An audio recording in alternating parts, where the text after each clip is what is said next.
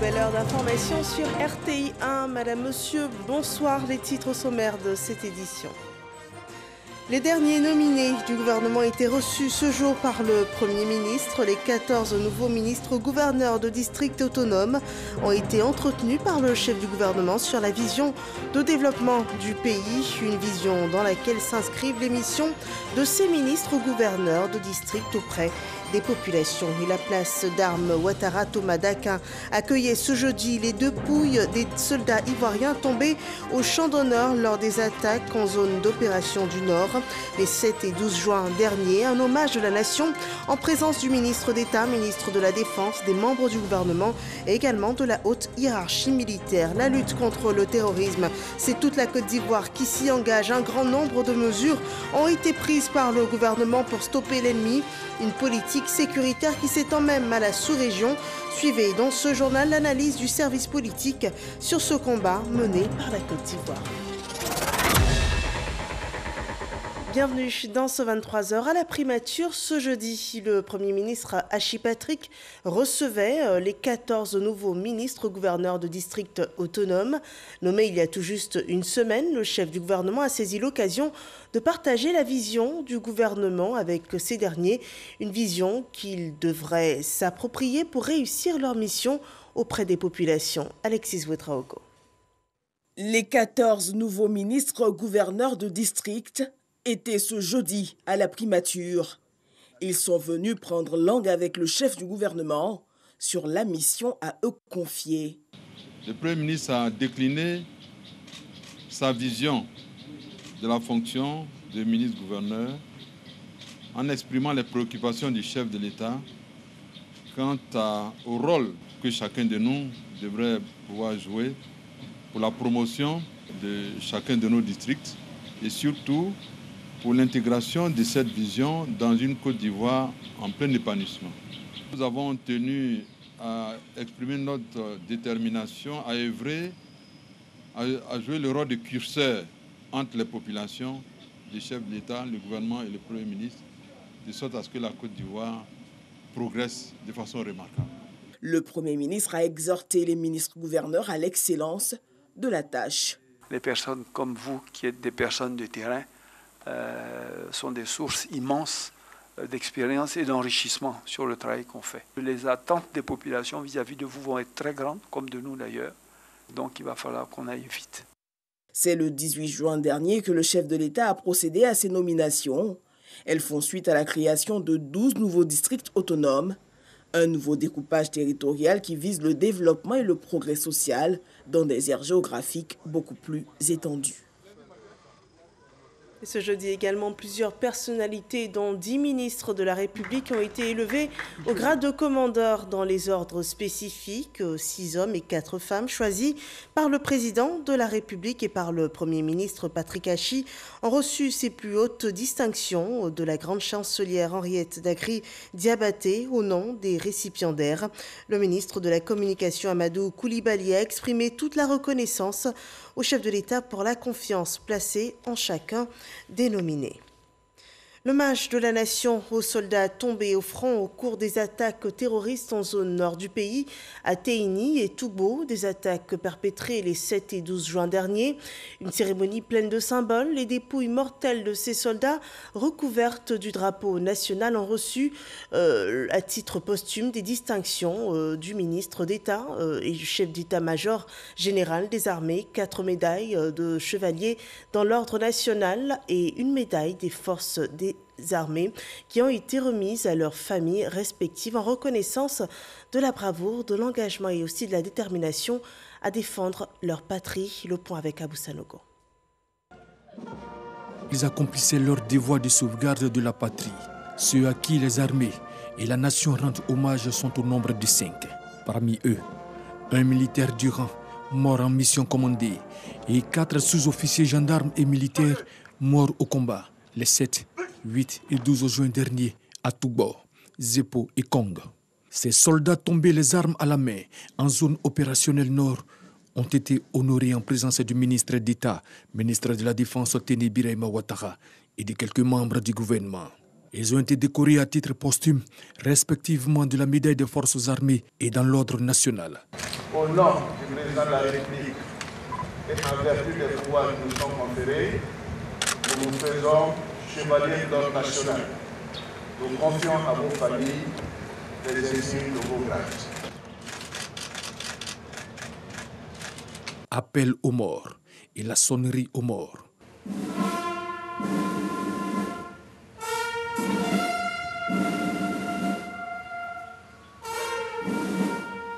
Kwadjo Akole, Kone Segeni, Traoré Flagolo, Kwadjo Venance et Kwadjo Kan Sébastien. Votre sang versé a contribué à garder sauf l'honneur des forces armées, de la gendarmerie nationale et de la nation tout entière. Vous êtes morts au combat en ayant fait le choix du bon combat.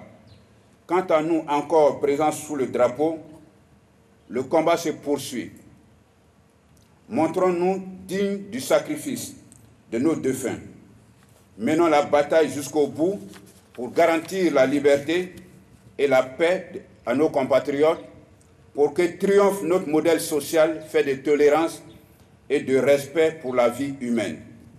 Le drapeau sera remis aux familles des défunts par le ministre d'État, ministre de la Défense Tene Birema Ouattara.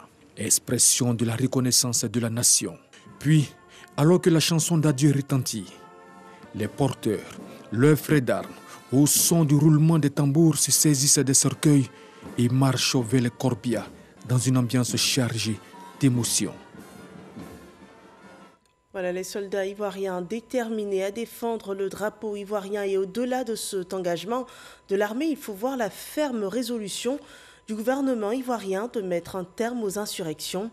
Les actions qu'ils traduisent, la mise en place d'un dispositif antiterroriste matérialisé par le renforcement de la sécurisation des frontières au nord de la Côte d'Ivoire, notamment celle avec le Mali et le Burkina Faso, la formation des corps d'élite au renseignement et la mise en place d'un pôle d'expertise et de compétences régionales pour assurer la sécurité des États et des populations dans la sous-région.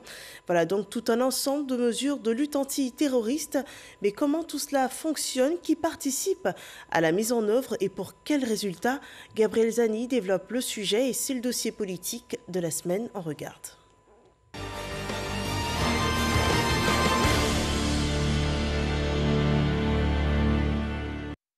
13 mars 2016, une fusillade éclate à Grand Bassam, à 30 km d'Abidjan. Le bilan est lourd, 19 morts. Al-Qaïda au Maghreb islamique revendique la tuerie le même jour. La Côte d'Ivoire venait de connaître sa première attaque terroriste. 4 ans s'écoulent avant que des détonations des armes sèment de nouveau la terreur à Kafolo, nord-est à la frontière ivoiro-burkinabé. Dans la nuit du 10 au 11 juin 2020, 14 soldats ivoiriens tombent sous les balles. Si les terroristes menacent le nord ivoirien, les autorités, elles, repensent la défense de l'intégrité du territoire. Au terme d'un conseil des ministres extraordinaire tenu le 13 juillet 2020, est créée une zone opérationnelle nord entre la Côte d'Ivoire, le Mali et le Burkina Faso. Depuis le mois de juillet 2020, le gouvernement a en conseil des ministres décidé de la création d'une zone opérationnelle nord basée à Korogo, qui se fragmente, se scinde en 2 zones, zone opérationnelle nord-est et zone opérationnelle nord-ouest. Il s'agit, par la restructuration de la carte militaire et sécuritaire de la Côte d'Ivoire, de se rapprocher au milieu de la conflictualité afin de la combattre efficacement. Cette zone opérationnelle nord n'est pas en surveillance des frontières. Elle a une posture défensive avec une forte capacité de repousser les assaillants. L'idée est d'empêcher toute infiltration des groupes armés sur le territoire national. Cependant, les 2 premières attaques ne restent plus longtemps isolées. Le 29 mars 2021, Kafolo et Kolobodougou, à 60 km au nord-ouest de Téini, faisant frontière avec le Burkina Faso, subissent des attaques simultanées. La fréquence des assauts contre les positions des forces armées ivoiriennes interroge. À l'inquiétude de certains se mêlent des expressions de combativité des autres. L'État doit prendre des dispositions sévères pour réduire cette insécurité, parce qu'on ne peut pas dire dans un pays comme la Côte d'Ivoire, comme donc le nôtre, que l'insécurité va vraiment finir. Selon des avis, la mise à contribution des populations pourrait résoudre grandement la question des infiltrations, sans oublier l'équipement et la formation des FACI, les forces armées de Côte d'Ivoire. Ça nous interpelle déjà à prendre des mesures de sécurité et à commencer par l'implication de la population. Il faudrait que l'État travaille avec la population pour donner des informations sur une quelconque infiltration. Je crois que l'État doit renforcer la sécurité, d'abord au niveau des frontières. On doit être strict à ce niveau-là. Quand tu aimes ton pays, tu ne veux pas que de mauvaises choses arrivent. Donc il faut prendre des hommes d'abord qui aiment leur pays et puis bien formés. Pour la formation des hommes en armes, depuis 2017, l'AILCT, cette Académie internationale de lutte contre le terrorisme, a déjà reçu près de 500 stagiaires ouest-africains. À l'inauguration du centre, le jeudi 10 juin 2021, l'État ivoirien a réaffirmé son engagement dans la lutte contre le terrorisme. Face à l'urgence et à l'importance de sa mission, l'AILCT n'a pas attendu pour commencer ses activités de formation et de réflexion sur ces 3 piliers, puisque près de 500 acteurs de la lutte antiterroriste provenant d'une quinzaine de pays africains ont déjà été formés. L'AILCT doit devenir un pôle d'expertise et de compétences régionales de la lutte contre le terrorisme au bénéfice de la stabilité de nos États et de la sécurité de nos populations. Officialisé en novembre 2017 par les présidents Alassane Ouattara et Emmanuel Macron, l'AILCT crée par la formation une culture de lutte contre le terrorisme. Nous savons que notre responsabilité est de combattre ensemble cet ennemi commun dont les exactions au Sahel nous concernent directement. Car sur la carte des menaces, le Sahel est la frontière sud de l'Europe et la frontière nord des États du Golfe de Guinée. Comment les empêcher d'importer ici leur stratégie du chaos pour affaiblir les États et soumettre les populations en s'imposant par la violence et l'instrumentalisation des aspirations encore insatisfaites? Nous devons apporter une double réponse. En unissant nos forces, avec l'appui de la France, des Européens, de la communauté internationale, les États de la région doivent intensifier leur coopération militaire, leur coopération sécuritaire et leur coopération judiciaire. Et en agissant avec la même énergie, avec la même exigence sur l'ensemble du spectre du contre-terrorisme. Dans le dispositif sécuritaire contre le terrorisme figurent les forces spéciales, une unité d'élite de l'armée ivoirienne. Le combat contre le terrorisme est réel. Si donc le Nord constitue un enjeu important de sécurité de l'État ivoirien, l'AILCT, selon le Premier ministre Patrick Achi, sera l'avant-garde de la riposte d'une Afrique de l'Ouest libre et consciente, spécialement entraînée et irrémédiablement déterminée à lutter contre les djihadistes, et bien plus maintenant que le retrait de l'opération Barkhane a été annoncé. Voilà, la Côte d'Ivoire face aux attaques terroristes, le gouvernement demeure ferme et résolu dans son engagement à vouloir stopper l'ennemi par de nombreuses actions, des actions qui sont présentées dans le dossier que vous venez de voir, un dossier réalisé par Gabriel Zanik que vous pourrez revoir sur rti.info. Le terrorisme est un véritable mal du siècle. Au-delà de nos frontières, les attaques inquiètent les populations du Burkina Faso. Les massacres perpétrés par les djihadistes dans la région du Sahel burkinabé se succèdent. Les populations réclament plus de sécurité pour vaquer à leurs occupations. Nos reporters reviennent de la capitale burkinabé où ils ont pu mesurer l'impact de la crise sécuritaire, aussi bien sur le quotidien des Ouagalais que sur l'activité des opérateurs économiques dans cette zone. Un reportage de Jean-Luc Bango et Zakaria Traoré. On regarde. Ouagadougou, 3 jours après le massacre de Solane, dans la région du Sahel burkinabé, qui a coûté la vie à une centaine de personnes, la capitale vit, comme l'ensemble du pays, son moment de deuil. Dans les rues, comme dans les grains, les populations sont partagées entre la colère et la peur. Je peux, parce que si ça s'est passé à 300 km, c'est pas évident que ça ne se produise pas ici. On ne souhaite pas. On ne souhaite pas. Depuis 2 ans, il y a certaines villes qui sont sous couvre-feu. Or que nous savons que la nuit, il y a des activités qui se mènent pour le développement de l'économie. C'est-à-dire que l'économie réellement en prend un coup, même l'éducation en prend un coup. Nous avons beaucoup d'écoles fermées, des centres de santé fermés. des fonctionnaires qui n'arrivent plus à exercer correctement dans les différentes localités. Personne ne peut dire aujourd'hui qu'il est réellement en sécurité. Nonobstant les efforts que l'armée fait, nonobstant les efforts que le gouvernement fait. Puis massacre de civils depuis l'avènement du terrorisme au Burkina Faso, l'attaque perpétrée contre les populations de la localité de Solane a le don d'irriter certains Ouagalais. On ne peut pas passer tout notre temps à verser des larmes. Il faut courageusement aborder la situation. Il faut courageusement défendre les populations. Éric Djimébi Goli, lui, est un ressortissant ivoirien. Installé à Ouagadougou depuis 2016, il y a exporté le garba ivoirien dans le quartier de la Patte d'Oie. La crise djihadiste qui sévit depuis plusieurs mois au Burkina l'inquiète. Nous ne souhaiterons même pas que ça continue. Bon, par la grâce de Dieu, nous sommes épargnés pour le moment. Mais nous prions le bon Dieu qu'il instaure la paix au Burkina. Que la paix revienne sur toute l'étendue du territoire, un vœu que Éric partage avec l'ensemble de ses clients. Oui, vivre, bien manger, tout. Voilà, donc, prier le bon Dieu seulement de nous aider. Mettre le bon et sécuriser le pays, tout. La restauration est l'un des principaux secteurs d'activité où exercent les Ivoiriens à Ouaga. Un secteur qui subit les contre-coups des attaques djihadistes, bien que localisé en zone sahélienne. Dans le départ, bien avant que la guerre même commence, on n'arrive pas à évacuer assez. Mais bon, avec la guerre là, ce qu'on arrive à évacuer, ce n'est plus assez. Mais bon, on fait avec. En plus de renforcer le dispositif sécuritaire dans la capitale, les autorités burkinabées mènent régulièrement des ratissages dans cette partie du territoire où la spirale de violence djihadiste a fait depuis 2015 plus d'1 millier de morts et plus d'1 million de déplacés. Revenons en Côte d'Ivoire, à l'Assemblée nationale, ce jeudi a été adopté le projet de loi fixant les peines d'infraction en matière de circulation routière. Le texte de loi a été défendu par le garde des Sceaux, ministre de la Justice et des Droits de l'Homme, Samson Kambilé.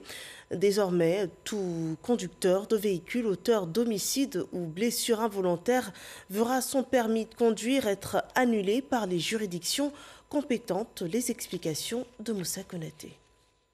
Désormais, le titulaire de permis de conduire condamné pour homicide ou blessure involontaire lors d'un accident de véhicule peut voir son permis de conduire annulé. La modification du projet de loi fixant les peines des infractions en matière de police de la circulation vient d'être adoptée à l'unanimité par les députés membres de la Commission Sécurité et Défense.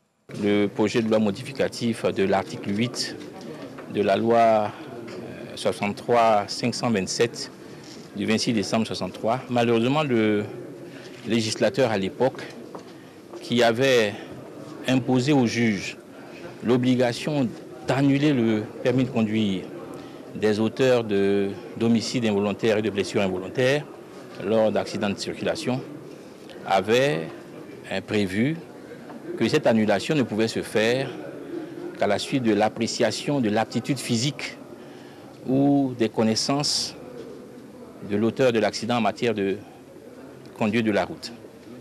Et cela rendait difficile l'application de cette disposition qui est nécessaire de nos jours pour réprimer très sévèrement les auteurs de ce genre d'accident. Et donc, les députés nous ont suivis dorénavant. Cela va relever de l'appréciation souveraine du juge de dire si effectivement le permis de conduire doit ou non être retiré en ce qui concerne les accidents causés par des chauffeurs indélicats. Ce projet de loi de décembre 1963 modifié vient ainsi renforcer les actions de lutte contre l'incivisme routier. 30 députés sur 41 membres de la Commission Sécurité et Défense étaient présents à cette séance. Et en plus de cette séance de travail, l'hémicycle ivoirien a accueilli ce jour des invités, les députés du Parlement de la CEDEAO, qui ont échangé avec les députés ivoiriens, précisément les responsables de la Commission des relations extérieures de l'Assemblée nationale. Une séance de travail axée sur la bonne marche du Parlement de la CEDEAO. Les visiteurs de l'hémicycle ont aussi assuré le soutien de l'institution parlementaire ouest-africaine à l'Assemblée nationale de Côte d'Ivoire, suite au décès en mai dernier du député de Méagui, Salé Poli. Mobilité et fluidité urbaine, les grands projets engagés par le gouvernement Pour atteindre cet objectif sont en cours de réalisation. Les grands chantiers de la voie Y4 ont été visités par le ministre Amédée Kofi Kwaku qui a évalué l'état d'avancement de ces deux ouvrages. L'un concerne le dédoublement de la route de Dabou à la sortie ouest d'Abidjan et l'autre sera la voie de contournement de la capitale économique. Elle sera longue de 26 km. La livraison est prévue pour mars 2022. Le point des visites avec Jean-Luc Bango. Carrefour de la Fourrière municipale à Yopougon. Rond-point de Jesco, puis Carrefour Kassamblé, route de Dabou. 3 points clés du dédoublement de la route de Dabou à la sortie ouest d'Abidjan. Un chantier de 19 km à travers les communes de Yopougon et Songon, visité par le ministre Amédée Kofi Kwaku. Un ouvrage qui viendra à terme résoudre les problèmes d'embouteillage entre Abidjan et Dabou. La zone de Songon est une zone où il y a beaucoup de promotions immobilières qui sont en train d'être construites. Ce qui fait qu'on a une congestion importante sur cette route qui mène à Dabou. Vous voyez, le matin, on a de gros embouteillages. Vous savez, l'ambition du président, le président Alassane Ouattara, c'est d'améliorer les conditions de vie des populations. Et évidemment, l'infrastructure routière constitue un des pans importants de ce projet. Ce projet, dont le coût global est estimé à 66 milliards de francs CFA, devrait être livré en mars 2022. Un autre ouvrage emblématique dans le processus de fluidité routière et qui a reçu la visite du ministre de l'Équipement et de l'Entretien routier, la voie de contournement de la ville d'Abidjan, dénommée Y4. La Y4, c'est une voie qui va permettre de contourner Abidjan. Alors, quand vous êtes ici au carrefour à Kwedo, tout de suite, vous prenez cette voie. Au bout d'environ 14 km, vous vous retrouvez au carrefour d'Alépé, au lieu d'aller faire tout le grand tour. Des enjeux importants qui amènent le ministre à mettre la pression sur les entreprises en charge des travaux. L'objectif de cette visite, c'est de permettre ou bien de demander à ces entreprises-là et aux missions de contrôle d'activer pour que les travaux puissent être livrés dans le temps. Ces travaux sont prévus pour être livrés en juillet 2022. La voie de contournement de la ville d'Abidjan est longue de 26 km, coûtera 87 milliards de francs CFA, financés par la Banque africaine de développement et l'État de Côte d'Ivoire. L'éducation nationale est aussi en grand chantier. La ministre Mariatou Koné met fin aux mutations abusives. C'est une décision développée dans ce reportage de Kader Sogodogo. Exea 2021, c'est l'heure des assises de la Commission nationale de mutation des personnels enseignants et d'encadrement du ministère de l'Éducation nationale et de l'alphabétisation. C'est Yamoussoukro, capitale politique ivoirienne, qui a été choisi par la direction des ressources humaines de ce ministère pour réunir les spécialistes de la question. L'activité enregistre la présence de la patronne de l'école en Côte d'Ivoire, Mariatou Koné. Le directeur des ressources humaines dresse un état des lieux. La direction des ressources humaines a trouvé depuis quelques années une première solution dans la numérisation à travers la mutation assistée par ordinateur, appelée la mutation automatique avec le logiciel GESMUT. Depuis l'année dernière, avec le Codipos, la DRH est passée à un deuxième stade de la numérisation de tout le processus conduisant aux Exea. Enseignants du préscolaire, du primaire, du secondaire, chefs d'établissement et leurs adjoints, éducateurs ou tout autre personnel administratif, Mariatou Koné veut une répartition juste qui prend en compte les besoins réels dans l'espace scolaire. Les enfants de Côte d'Ivoire ont besoin de vous sur l'ensemble du territoire national. Aidez-nous à réduire les disparités dans la répartition du personnel entre les différentes zones géographiques de notre pays. Vous savez, mesdames et messieurs, chers collaborateurs, l'école équitable, c'est aussi permettre à tous les enfants de Côte d'Ivoire, quel que soit leur lieu de résidence, d'avoir des enseignants pour leur dispenser le savoir. Nous devons apprendre à servir partout pour offrir les mêmes chances de réussite aux élèves. À ce jour, le personnel du ministère de l'Éducation nationale et de l'alphabétisation est de 131 008 agents. C'est clair, les assises de Yamoussoukro permettront de savoir qui est où, qui fait quoi, qui doit aller où. Il y va d'un équilibre profitable à l'école ivoirienne. Faisons à présent le point de la situation sanitaire.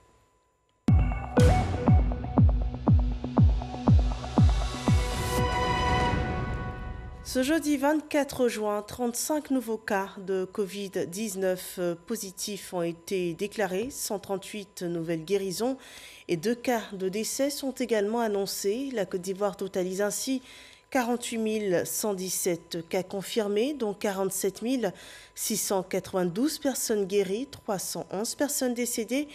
Il y a encore 114 cas actifs et à cette date, sachez qu'au moins 738 763 doses de vaccins anti-Covid ont été administrées sur tout le territoire ivoirien. En Russie, le taux de contamination a atteint ce jeudi le pic de 20 000 nouvelles contaminations au coronavirus et 568 décès recensés en seulement 24 heures. Des chiffres qui n'avaient plus été vus depuis janvier dans le pays. Et face à cette flambée, le maire de Moscou a rendu la vaccination obligatoire alors que la campagne d'immunisation est à la traîne sur fond de méfiance des Russes à l'égard des vaccins disponibles et malgré les appels répétés du président Vladimir Poutine. À ce jour, seuls 15% des moscovites ont été vaccinés. Et une population en bonne santé, c'est surtout un environnement sain. En Côte d'Ivoire, le ministre de l'Environnement, de l'Assainissement et de la Salubrité a visité plusieurs sites de collecte et de groupage de déchets. Le rapport de cette visite avec Grace Kando. Le ministre de l'Assainissement et de la Salubrité en visite de terrain dans le district d'Abidjan. Bouaké Fofana est allé se faire une idée du circuit de ramassage des déchets. Des postes de collecte et des centres de groupage passés au peigne fin. La première difficulté que je vois, c'est celle qui est liée à nos habitudes. Quand on jette des déchets en vrac, ça prend déjà beaucoup plus de temps pour les ramasser. Aujourd'hui, on ne fait pas de tri au départ. Donc ça fait que même quand on met les déchets dans des poubelles, il y a des gens qui viennent faire un autre tri. En faisant ce tri-là, ils dispersent ce qu'il y a déjà dans les bacs. On doit mettre l'accent sur la sensibilisation de nos compatriotes. C'est un travail très important de renforcer la sensibilisation. On fait ça tous les jours. On a une équipe tous les jours sur le terrain qui fait ce travail. Mais c'est un travail qui a besoin de faire constamment. Des engagements pour un environnement propre, le ministre Bouaké Fofana réitère la détermination du gouvernement à accompagner les opérateurs de la filière déchets. Il y avait des difficultés qui m'ont été soulignées par l'ANAGED.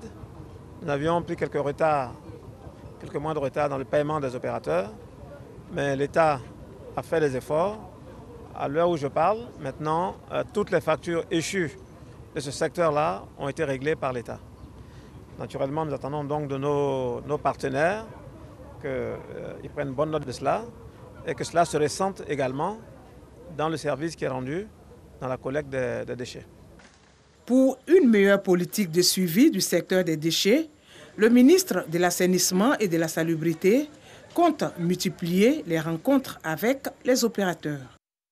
Dans nos frontières, les dirigeants de l'Union européenne se sont retrouvés ce jeudi pour un sommet dont l'un des objectifs était d'élaborer une nouvelle stratégie commune dans les relations entre les 27 et la Russie. Le président français Emmanuel Macron a appelé à un dialogue exigeant avec Moscou, tandis que la chancelière allemande a insisté sur un dialogue direct avec le Kremlin. En somme, la France et l'Allemagne plaident pour l'organisation d'un sommet avec la Russie, un sommet UE-Russie comme moyen d'améliorer des liens endommagés par les crises en Ukraine, en Biélorussie et le dossier des droits de l'homme et l'emprisonnement d'Alexei Navalny. Une proposition à laquelle le Kremlin a réagi positivement ce jour en déclarant qu'un tel dialogue entre Bruxelles et Moscou est véritablement nécessaire. Voilà qui met fin à ce rendez-vous d'information. Merci de l'avoir suivi. Excellente fin de soirée sur RTI1.